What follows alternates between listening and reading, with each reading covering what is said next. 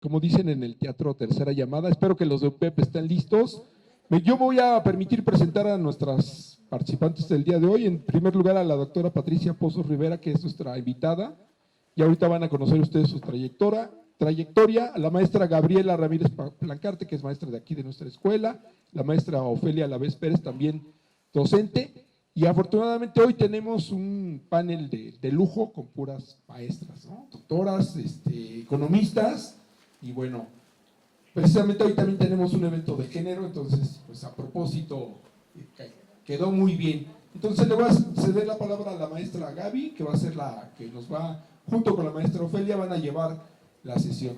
¿Sí? Entonces, espero que les guste y bueno, pues iniciamos. Buenas tardes a todos. Estamos iniciando ya el cuarto ciclo del seminario Repensar la Economía. El día de hoy pues tenemos a la doctora Patricia Pozos, que ella nos informará sobre ahorita la sesión número 25 que vamos a iniciar. Sí, gracias. Le doy la bienvenida a la doctora. El día de hoy nos complace compartir este tema tan trascendental y tan de coyuntura del que va a hablar. Ella básicamente va a hablar de migración, emigración y transmigración. Nos va a presentar esta ponencia.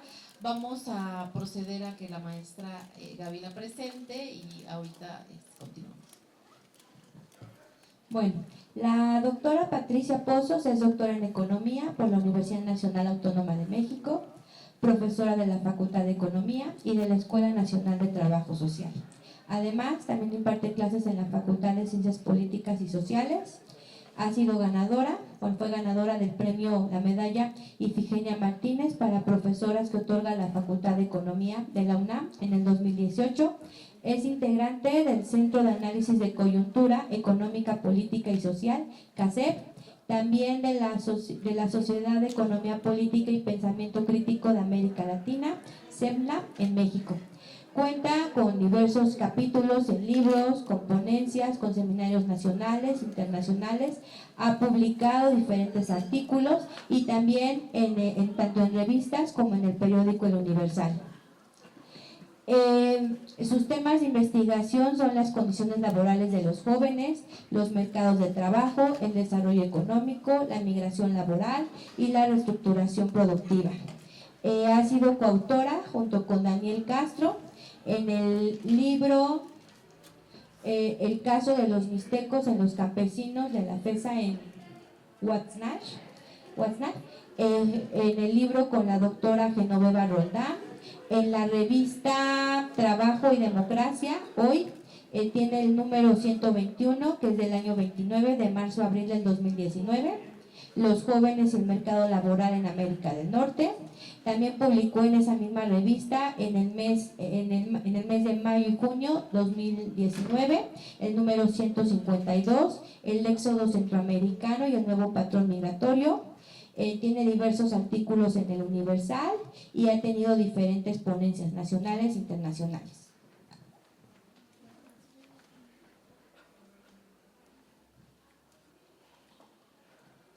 Bueno, miren, antes de darle la palabra a la doctora, me voy a permitir recordar que estamos en la sesión número 25 del cuarto ciclo del seminario. Esta sesión se tituló Panorama actual de la emigración y transmigración en México. La propuesta de la doctora Patricia es muy interesante porque ella traza una línea de investigación novedosa, en la cual ella no solamente va a analizar las causas que originan que la gente migre, que originan que la gente salga de su país, principalmente por cuestiones laborales, pero hay otras causas, violencia, etcétera, sino que la novedad de su investigación es que ella también va a analizar las consecuencias, sobre todo las consecuencias en este mercado de trabajo global que hoy por hoy está ahí y que pocas veces se ve qué consecuencias tiene que la gente llegue a trabajar a otro país, qué consecuencias tiene para la economía mundial, para el mercado global de trabajo, pero también para ese mercado al cual llegan, qué tipo de personas llegan y qué impactos va a tener eso. Vamos a escuchar a la doctora, le doy la palabra, bienvenida. Bueno, pues muchísimas gracias. Gracias por la invitación de poder compartir con ustedes algunas reflexiones sobre este tema que pues es tan actual y muy importante para la economía mexicana. Gracias a la maestra Gaby Ramírez, al doctor Alfonso Vargas, a la maestra Ofelia, muchas gracias por sus comentarios. Bueno, pues vamos a iniciar con este trabajo que titulé El panorama actual de la emigración, ¿no?, que se refiere a los que salen de nuestro país, y la transmigración de los otros migrantes que no son mexicanos, pero que utilizan el territorio nacional para llegar a Estados Unidos. ¿Sí? Entonces, pues los 3 puntos que quiero abordar hoy es primero darles una perspectiva crítica en esto que comentaba la maestra Ofelia, digamos, un panorama diferente a cómo se trata en los diversos medios de comunicación el tema de la migración. Después hablarles un poquito de la relación en la migración México-Estados Unidos en estos subtemas. Les voy a dar unos datos generales, un poco de la historia de la migración, enfocarnos al problema de la emigración de jóvenes y un poquito comentarles la política migratoria con Donald Trump. Y por último, hablarles sobre la transmigración de trabajadores centroamericanos en sus causas, lo nuevo de este éxodo y qué pasa con este acuerdo tácito, ¿no? Acuerdo migratorio México-Estados Unidos. Bueno, la siguiente, por favor. La perspectiva crítica. Aquí retomo algunas ideas de la doctora Genoveva Roldán en un texto que se llama Mercados laborales y algunos de sus mitos. Lo que ella nos comenta es que, bueno, la perspectiva principal desde la cual se estudian los fenómenos migratorios desde el ámbito económico es lo que llamamos el mainstream, la teoría económica. Si tomamos algunos de los supuestos que tienen, por ejemplo, que son agentes racionales, ¿no?, que están tomando toda la información que tienen los migrantes y es una decisión racional de irse a otro país, básicamente porque van a obtener mayor salario, pues a nosotros nos causa, pues, lógica, ¿no? Decimos, pues sí, tienen razón, son países pobres y van a migrar. El asunto está que si no tenemos cuidado, las consecuencias de utilizar estas formulaciones es muy peligrosa porque son cunas de ideas racistas y xenófobas. Por ejemplo, la Organización Internacional del Trabajo señaló en su World of Work Report en el 2014 que la causa de la migración es la diferencia de salarios entre los países de origen y destino. ¿Sí? Eso lo oímos diario en los medios de comunicación y que vemos pues que sí hay mucha pobreza en los países de Centroamérica, en México, y si simplemente hacemos una conversión de dólares a pesos, pues vemos que van a ganar mucho más dinero que en sus países nativos. Entonces, pues lo más lógico es que se vayan, ¿sí? Entonces van a llegar a otro país, ellos van a ocupar trabajos, estos van a quitarle trabajo a los nativos, por lo tanto se convierten en un enemigo en los países de llegada, ¿sí? Ellos son los culpables entonces de la pobreza, son culpables del desempleo, son culpables de una gran cantidad de problemáticas en los países de destino.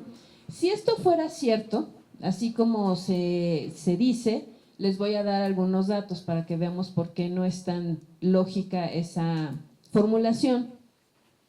En el mundo, los migrantes internacionales representan el 3.4% de la población mundial. Si realmente migraran los pobres, los migrantes internacionales serían mucho más. Según el Banco Mundial, en 2015, el 10% de la población mundial es pobre y vive con menos de 1.9 dólares al día, ¿sí? Entonces, vean, hay mucha diferencia del 10% al 3.4%, ¿no? Entonces, no hay una relación directa entre la pobreza. Las causas actuales de la migración son múltiples: los desastres ambientales, las guerras internacionales, guerras civiles, condiciones de violencia, también cuando se aplican políticas neoliberales y estas promueven tratados de libre comercio y empobrecen las regiones.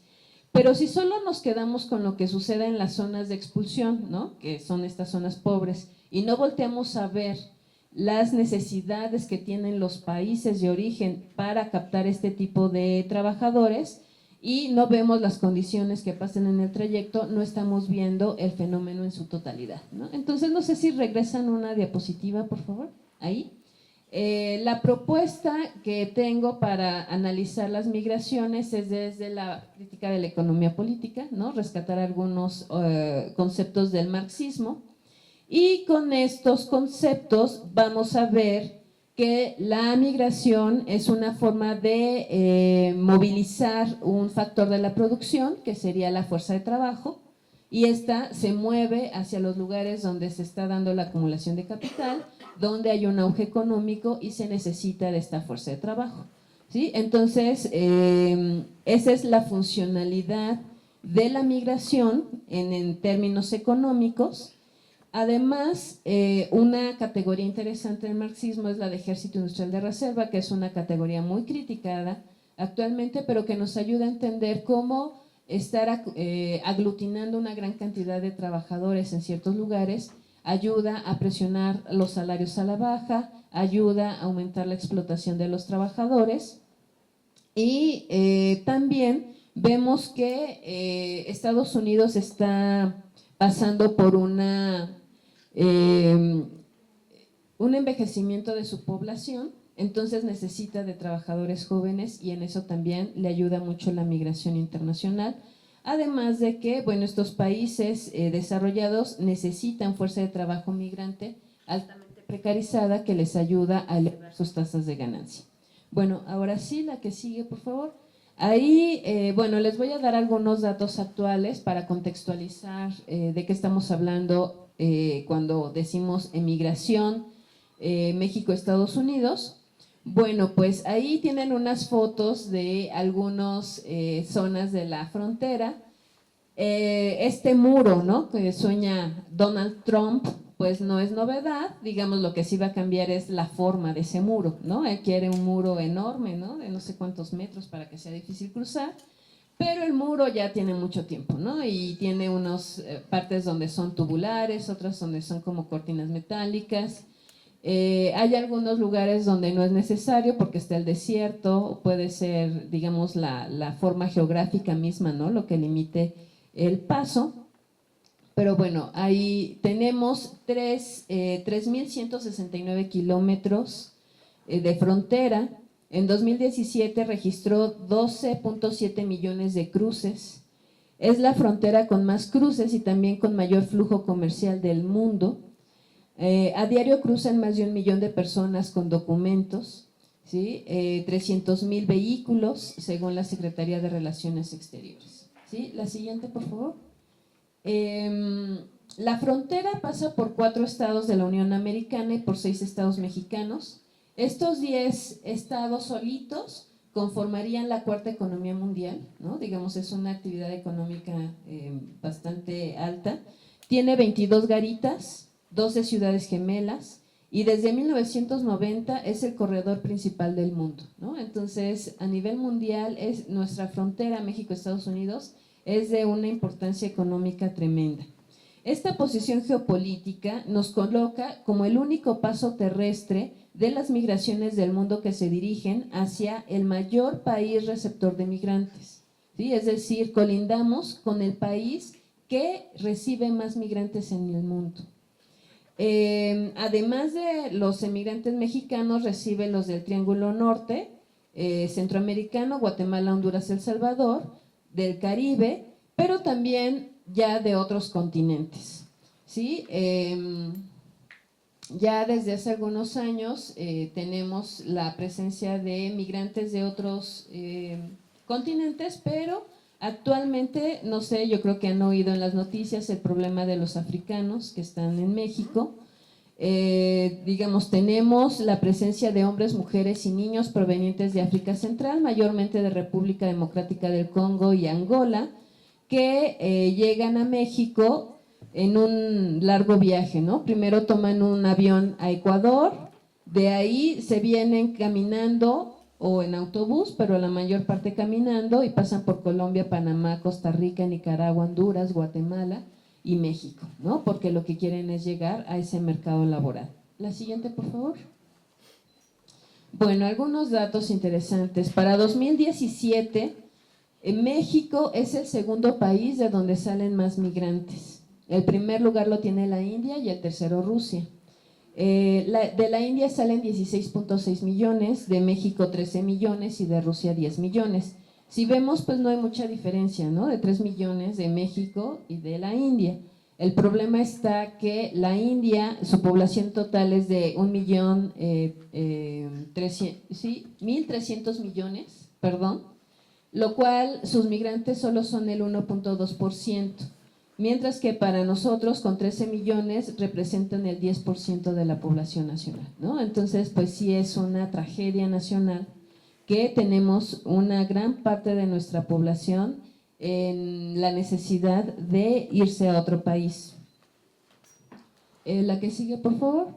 Tenemos que México es el primer país expulsor en el tema de mujeres, ¿no? El tema de género es algo que está tomando mucha relevancia.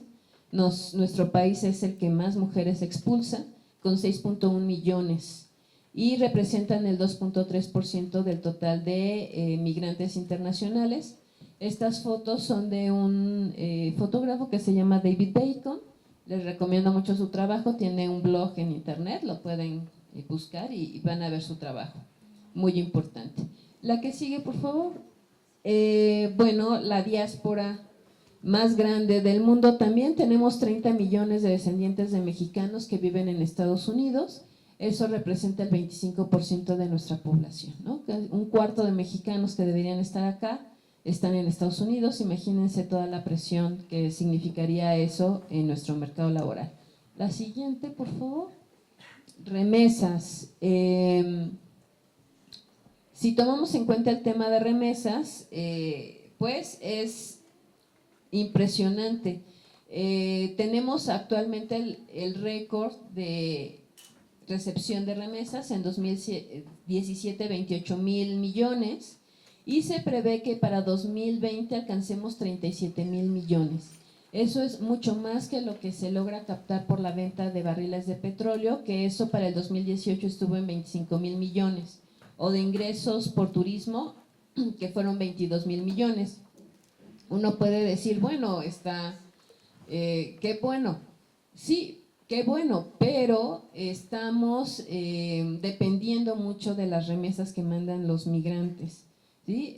Uno puede decir, bueno, ¿qué podríamos hacer con esos 37,000 millones? Pero ya que llegan a México, esta cifra se divide en 93 millones de transacciones. Si hacemos la división, a cada familia le están llegando un promedio de $300 al mes, que haciendo el cambio por el tipo de cambio a 19 pesos, estamos hablando de unos 5,800 pesos por familia, lo cual se utiliza básicamente para el consumo diario de alimentos y gastos básicos, ¿sí? Entonces, bueno, pues esos millones realmente lo que están sirviendo es para hacer pues salario básico para muchas familias.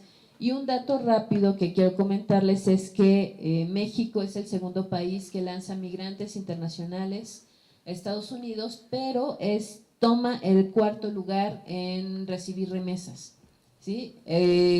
La India, que es el primer país que expulsa migrantes, también es el que tiene el primer lugar en recepción de remesas. Luego China, Filipinas, ellos reciben más remesas que nosotros, ¿sí? Entonces, bueno, ahí hay un problema en términos de que los migrantes mexicanos pues son trabajadores muy precarios, ¿sí?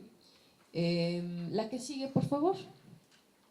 Bueno, en términos de la historia, eso lo voy a dar muy rápido porque si no, no me va a dar tiempo de comentarles todo lo demás.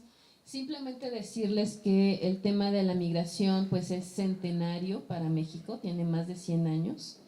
Tenemos ahí una historia de que perdimos parte del territorio nacional y podemos decir que la migración de la parte centro-sur hacia el norte pues se concreta con el tren. Cuando se inaugura la estación Paso del Norte en Chihuahua, es cuando realmente ya podemos hablar, ¿no?, de una migración de gente que va del sur al norte.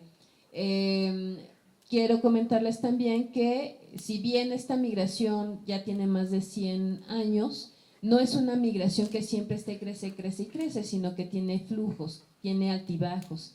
Y esos ciclos dependen más bien de las necesidades del mercado laboral de Estados Unidos. Un ejemplo fue el Tratado Bracero, que por cuestiones de la guerra se necesitó fuerza de trabajo, entonces tuvieron que firmar un tratado con los mexicanos. Después, cuando ya se recuperan ellos, expulsan, deportan a una gran cantidad de connacionales, después vuelven a solicitarlos, ¿no? Entonces, si viéramos una curva de cómo se comporta, pues realmente tiene sus altibajos. Bueno, la que sigue, por favor.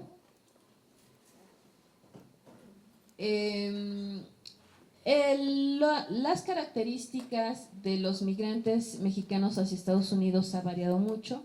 En el programa Bracero se habla prácticamente de varones, padres de familia, de zonas rurales, que se van a trabajar al campo de Estados Unidos. Actualmente el perfil ha variado mucho, ya no solamente son varones, les digo, también participan las mujeres, y ya no solo personas adultas o responsables de familia, también ya jóvenes, incluso niños que viajan sin compañía de adultos. A mí me interesó mucho investigar el tema de los jóvenes. Les puedo decir que el 40% de los flujos de migrantes lo conforman jóvenes entre 15 y 29 años. Y la salida que ha sufrido el país de 1993 al 2010, estamos hablando que del país salieron 5 millones de jóvenes que pudieron estar aportando al desarrollo nacional y no lo hicieron, más bien han sido explotados en el mercado laboral estadounidense, y que la edad media de la población de Estados Unidos es de 37 años y la media de los jóvenes es de 26, ¿no? Entonces sí es un factor importante para combatir el envejecimiento de la fuerza de trabajo. La que sigue, por favor. ¿Por qué es importante el tema de los jóvenes? Bueno, porque es una población altamente productiva, ¿no? Realmente tienen mucha energía para laborar, y además son muy vulnerables porque primero van a llegar indocumentados, luego no tienen experiencia laboral, entonces como son aprendices, pues les dicen vas a ganar menos porque apenas vas a aprender lo que vas a hacer, y además no tienen experiencia sindical ni de pelea por los derechos laborales, entonces son población con muy bajos salarios y altamente productivos. En la que sigue, por favor. Este es un mapita para señalar, digamos, dónde está la población de jóvenes. Comentarles que California es el estado principal donde llegan los mexicanos, tiene el 30%, de ahí le sigue Texas, y algo interesante que vemos en el mapa es que si bien hay una presencia de mexicanos en toda la Unión Americana, los estados que están en color más fuerte es donde hay más presencia de ellos, y un corredor que está surgiendo importante es de Florida hacia Nueva York. Ahí lo que vemos es algo que llaman las corridas, y esto quiere decir que son migrantes que van subiendo de Florida hacia el norte buscando los diferentes cultivos, ¿sí? Entonces, en estas lógicas nuevas del Just in Time, que todo es de acuerdo a la demanda, pues van buscando cuáles son los cultivos que van solicitando fuerza de trabajo. La que sigue, por favor. Bueno, en Estados Unidos pasó algo que se llama la reestructuración productiva. Es un proceso complejo en el cual Estados Unidos perdió mucha productividad en los años 70 y tuvo que reestructurar sus procesos. Esto implicó que en la industria automotriz sacara muchas plantas, ¿no? Las sacó de Estados Unidos, todo lo que era la zona de los Grandes Lagos pues se desmanteló y pasaron sus plantas a países como México, donde tenían mano de obra más barata. Eso generó que la economía de Estados Unidos mucho se fuera más hacia el sector terciario, y eso abrió una gran cantidad de trabajos precarios donde están contratando la mano de obra barata mexicana, ¿sí? Entonces, la que sigue. Lo que quiero mostrar en estas diapositivas es que de 1990 al cambio, de dónde se están incorporando, a qué ramas económicas se están incorporando los mexicanos. En 1990 había una mayor presencia de mexicanos en la parte manufacturera, hacia 2012 disminuye casi 10 puntos porcentuales, y ahora las ramas en donde más se están incorporando los mexicanos es en la de ventas al menudeo, en la preparación de alimentos, comidas rápidas, y se está perdiendo su presencia en los sectores donde podrían tener un poco más de salario, que es la industria de la construcción y la industria manufacturera. Bueno, eso fue por la crisis inmobiliaria. Actualmente ya están recuperando un poco su presencia en el área de la construcción. La que sigue, por favor. Tenemos ahí la presencia de 1990 al 2012. Quiero que vean la última línea. Pasó de 48% a 60%, ¿no? Que es donde está la mayoría de los trabajadores mexicanos jóvenes en el sector de Estados Unidos. Sobre la política migratoria, la que sigue, por favor. Quiero comentarles que, bueno, Estados Unidos ha generado toda una política que obliga a que se cumplan ciertos requisitos para poder tener la ciudadanía. Cuando no se tienen, pues entonces eres indocumentado y eres ilegal, ¿no? Ya los activistas han dicho que no hay que llamarles ilegales, ¿no? Está políticamente mal dicho porque no son delincuentes, pero realmente lo que obligan las autoridades norteamericanas es hacer eso, que sean delincuentes por no tener un permiso laboral. De esa manera no van a poder pelear por sus derechos laborales. Ya tengo poquito tiempo, ¿puedo usar otros 3 minutos? ¿Sí? Bueno, el asunto es que el momento en el cual se genera la ilegalidad en Estados Unidos es con la ley IRCA en 1986. Ahí fue una gran amnistía donde se le permitió a la población que había llegado antes de 1982 tener la ciudadanía, se les pidieron ciertos requisitos, pero todos los que llegaron después ya no pudieron hacerlo, ¿sí? Pero el asunto está en que había sectores donde podían encontrar trabajo. Entonces es un doble discurso de Estados Unidos, decir, bueno, ya no voy a recibir trabajadores, pero por otro lado los estoy contratando, ¿sí? Entonces a eso me refiero, que eso es lo que no se dice en los medios de comunicación. Siempre dicen, bueno, es que porque son países pobres emigran, pero no dicen los países desarrollados necesitan fuerza de trabajo barata y entonces por eso los están contratando, ¿sí? Entonces eso es lo que quería resaltar, y que la política migratoria de Estados Unidos, más que detener los flujos migratorios, lo que está buscando es hacer mucho más vulnerables a los trabajadores para debilitarlos políticamente y que no tengan la fuerza de salir a las calles para protestar y exigir sus derechos. Bueno, la siguiente, por favor. Bueno, ya nos vamos al tema de la migración, la transmigración, el cruce de los centroamericanos por territorio nacional.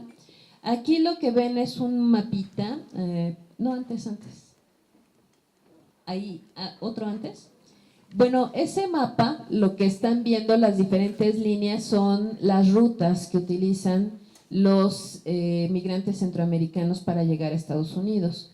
Si bien se desató todas las noticias, los medios de comunicación con las caravanas, esta migración ya tiene muchísimos años, ¿sí? Por México pasan los centroamericanos. No sé si han escuchado historias sobre la bestia, ¿no? De los migrantes que cruzan por el tren, de las patronas en Veracruz, ¿no? Que son mujeres que les dan ayuda a estos migrantes. Bueno, eso tiene muchos años, no es de la caravana para acá. En unas líneas, las que están más cerquitas al Golfo, son las rutas que utilizan los salvadoreños. Los guatemaltecos más bien llegan hacia Tijuana, ¿no? Que es la que está más hacia la costa del Pacífico, y son los puntos por donde crucen, ¿no? Entonces, para que vean que, bueno, pues hay diversas rutas por donde cruzan los migrantes. La siguiente, por favor. Ahí lo que vemos es la ruta que siguió la caravana centroamericana el año pasado. Por lo que se puede ver, es la ruta que utilizan los guatemaltecos, ¿no? Es como la más conocida, entonces se fueron por esa ruta. Para darles algunos datos, quiero decirles que, imagínense, de 2008 a 2011, el promedio anual de cruces de migrantes centroamericanos era de 135,000 eventos.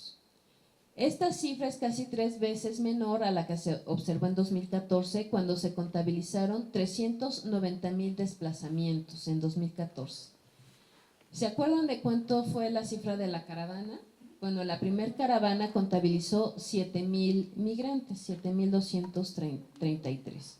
Esto quiere decir que esas fotos impresionantes que vimos de la caravana solo representan el 1.8% de los cruces que pasaron solo en un año, en 2014, ¿no? Entonces, imagínense la magnitud del problema de esta transmigración, que, bueno, se hizo todo un escándalo en medios, pero realmente la historia es mucho más trágica por todas estos cruces.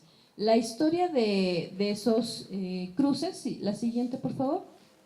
Bueno, es a partir de 1960 al 90, hubo problemas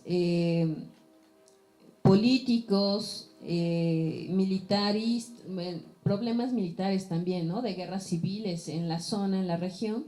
Entonces eso generó que muchos migrantes salieran de esta zona.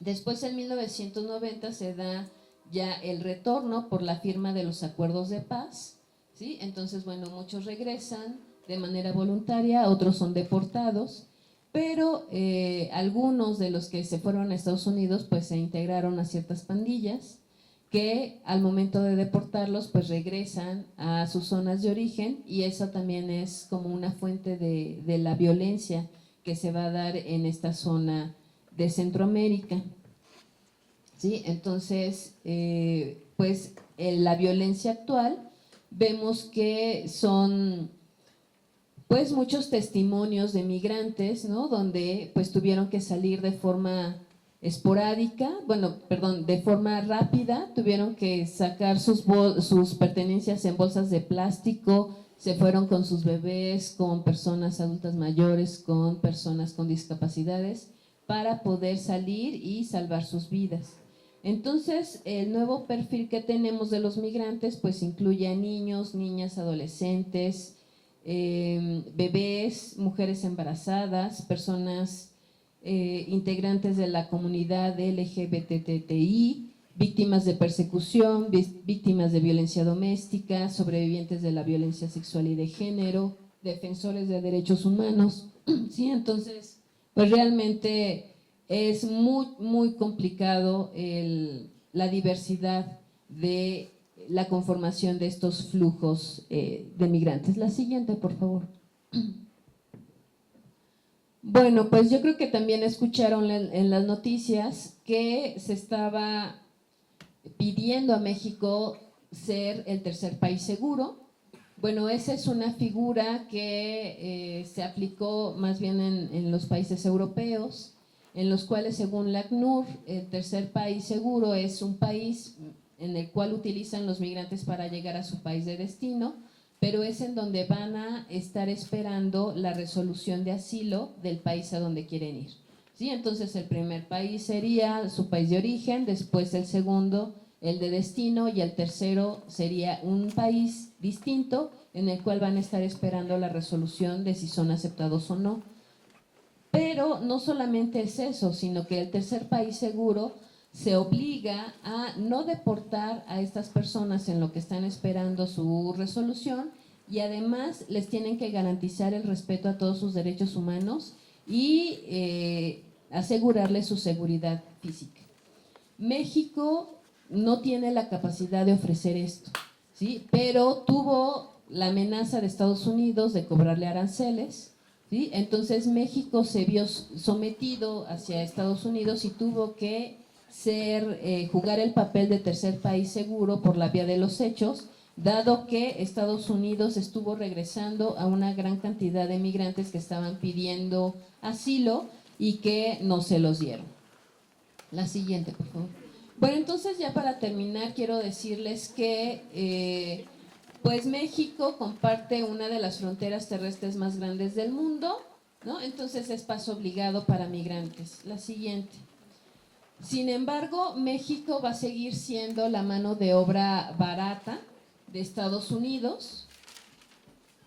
Y eso lo podemos ver en los siguientes cuadros que les voy a comentar rápidamente. Los mexicanos son el 52% de los migrantes latinoamericanos en Estados Unidos. Los migrantes de Centroamérica solo son el 13.3%, entonces la fuerza de trabajo va a seguir siendo mexicana, la que sigue. Bueno, ahí lo que podemos ver es que para 2018 los mexicanos cubren el 4.9% de la fuerza laboral y los migrantes centroamericanos el 1.3%. Entonces, no se habla mucho ya de la migración de mexicanos a Estados Unidos, pero seguimos siendo gran parte de su fuerza laboral. Y ya, por último, es muy importante darles estos enfoques críticos para que quitemos ya todas estas expresiones racistas y xenófobas, ¿sí? Y para que ya en la última diapositiva, pues no mostremos repudio contra la migración de tránsito, sino más bien reflexionemos cuáles son las causas que están originando esto y que pues conjuntamente podamos estar pensando en algunas alternativas para dejar de ver estos problemas de la migración forzosa. Bueno, ya con esto termino. Gracias.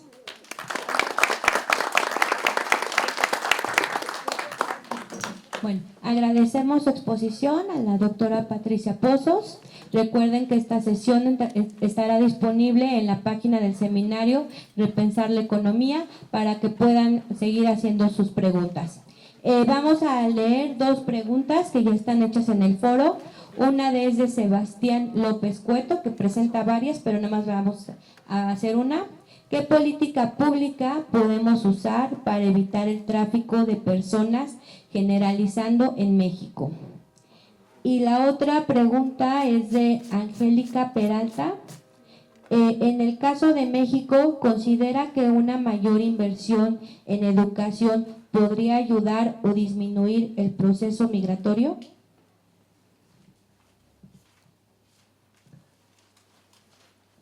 Ok, bueno, pues realmente todas las preguntas en el foro son muy buenas, muy interesantes. Sí me he tomado mi tiempo para contestar, por eso voy lento, ¿no? Porque son de mucha reflexión. Y creo que la mayoría va encaminada a estar reflexionando cómo podemos evitar esta tragedia, ¿no? De que salgan las personas de manera forzada de sus territorios. Y yo sí coincido en que sí el Estado tiene una gran posibilidad de poder intervenir y generar otra dinámica al interior de los países para evitar esta transmigración y emigración de personas. Por ejemplo, la política de mayor inversión en la educación sí es muy importante, también invertir en salud, pero creo que la política que podría ayudar mucho más es una de generación de empleos, ¿no? Que se busque incorporar a todos estos jóvenes que no tienen oportunidad y que de esa manera fomenten el propio desarrollo en sus países. Otra política podría ser que se exija la defensa de los derechos laborales de los mexicanos en Estados Unidos, ¿no? Porque si bien el país recibe todas las remesas, México nunca se ha puesto en el papel de defender a sus connacionales que están en Estados Unidos.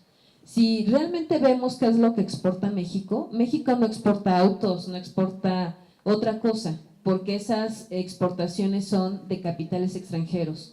Lo que realmente es nacional y estamos mandando a Estados Unidos son trabajadores. Trabajadores que nos costó reproducir acá en México y que los mandamos a los mercados laborales de allá. Entonces, creo que por ahí también tendría que México tomar un papel activo.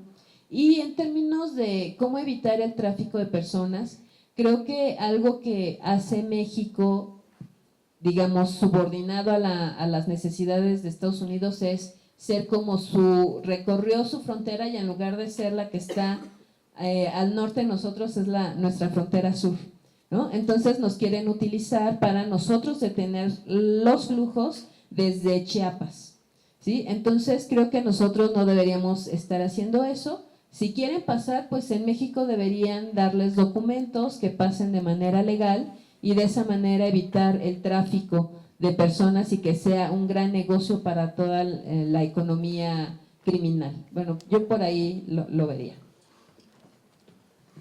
Sí, un breve comentario y también pasar algunas preguntas para dejar tiempo que el auditorio, si así lo desea, pregunte. La exposición es muy interesante porque pone en la mesa esta discusión que no se está estudiando de manera mucho más puntual. Esta fuerza de trabajo juvenil, muy sensible, con muy poca experiencia, pero también con mucha capacidad productiva. Y a mí me queda pues de tarea también profundizar en estos temas, como esta fuerza laboral que emigra, que va allá, que principalmente son mexicanos y que están aportando a la producción económica en Estados Unidos, es una población muy vulnerable, y que lo que la doctora mencionaba acerca de se pone un muro no para que la gente no pase, se pone una política migratoria, se endurece no para que la gente no vaya, sino para que aquella gente que vaya esté a total disposición de la explotación capitalista de esta época.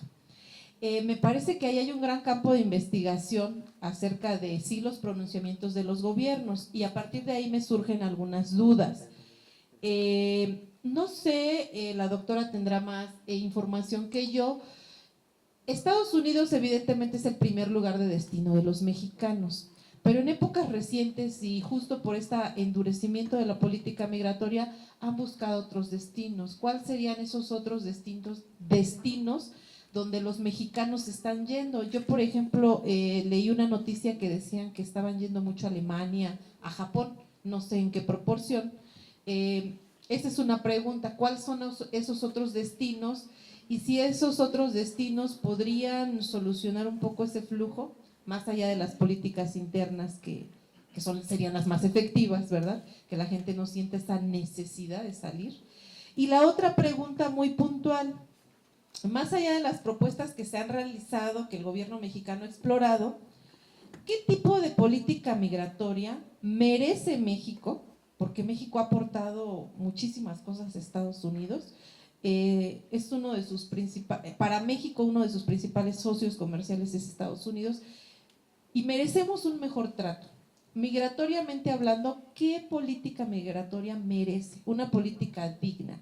Más allá de estas amnistías que hubo en los años 80, ¿qué se requerirá? ¿Qué debiéramos solicitar, puntualizar para que los trabajadores mexicanos realmente en este mercado global, en esta época globalizada, se dé un flujo de libre movilidad de mano de obra con tu socio comercial? ¿Qué tipo de política sería digna? Bueno, pues muy interesantes los comentarios. Efectivamente, la emigración de mexicanos no es solo Estados Unidos, pero sigue siendo el mayor punto de destino, porque el 96% de los emigrantes se van a Estados Unidos. Ya tenemos otros destinos, pero 4% de los migrantes, o sea, todavía no es mucho. Y efectivamente se están yendo a Europa, también hay Australia.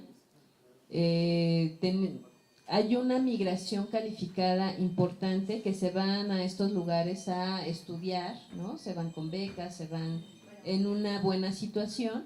Lamentablemente no logra ser como un punto de inflexión para poder cambiar esta atracción, ¿no? De esta fuerza de trabajo. Yo creo que así se tiene que fomentar más, se debería buscar la manera de diversificar y que no sea nuestra única fuente, ¿no? de divisas, por ejemplo.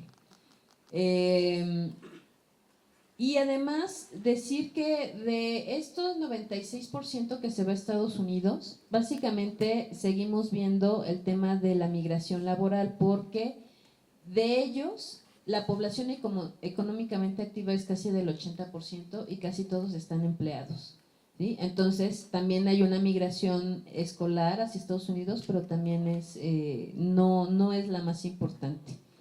Ahora, en términos de qué tipo de política migratoria merece México, creo que ahí sí se debe poner un punto muy importante en la discusión, porque Estados Unidos depende mucho de nuestra fuerza de trabajo, ¿sí? Y nosotros no estamos valorando, ¿no?, ese recurso, esa fuerza de trabajo que realmente está saliendo de nuestro país.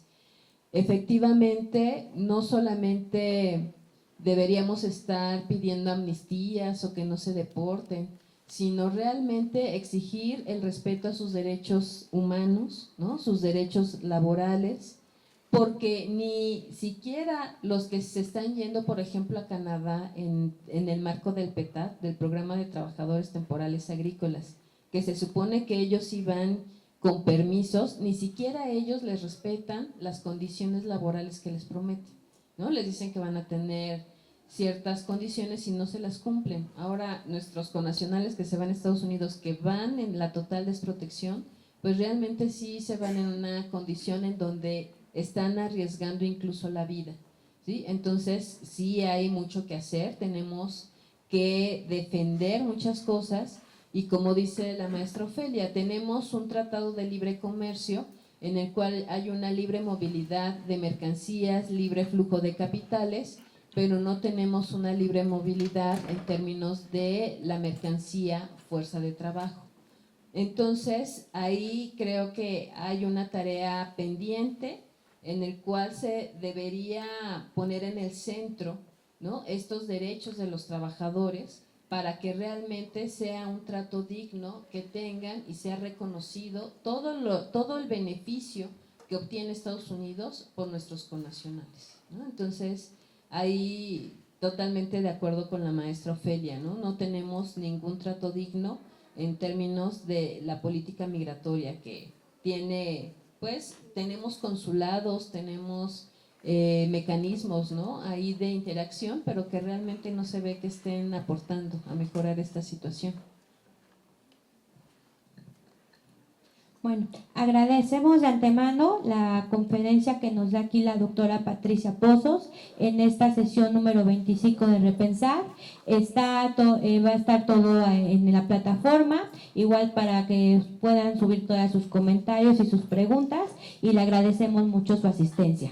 El coordinador ahorita dará unas palabras. Bueno, yo quiero agradecerle, doctora, que sea usted bienvenida acá con nosotros en la Escuela Superior de Economía, a nombre de la maestra Margarita Aguilar Santos, que es nuestra directora. Quiero entregarle un reconocimiento por su participación en esta sesión 25, es la conclusión del cuarto ciclo. Doctora, por favor. Muchas gracias. Que le demos un aplauso. La maestra Ofelia, por favor, por estar con nosotros, a la maestra Gaby Ramírez, por su entusiasmo, por nos ha apoyado mucho en estas sesiones, nos ayudó a hacer el contacto, y a todos ustedes por tu asistencia. También tengo un obsequio que se los voy a dar, y quedamos pendientes, ya viene el quinto ciclo, en el siguiente semestre vamos a convocarlos para que participen, para que formen parte de este esfuerzo de repensar la economía, que bueno, ya vamos en 25 sesiones, un cuarto de siglo. Y doctora, pues entregarle también este pequeño obsequio a nombre de la maestra Margarita. Ahora va nuestro morral conmemorativo, una tacita del seminario, por favor. Y también una taza que es muy importante, que a lo mejor ustedes no saben, pero es un mural que tenemos aquí en el edificio B, el maestro Delgadillo, considerado como el último muralista mexicano. A veces no sabemos, pero es importante. Entonces, muchas gracias y agradecerles a todos su participación, y quedamos pendientes. Muy amables.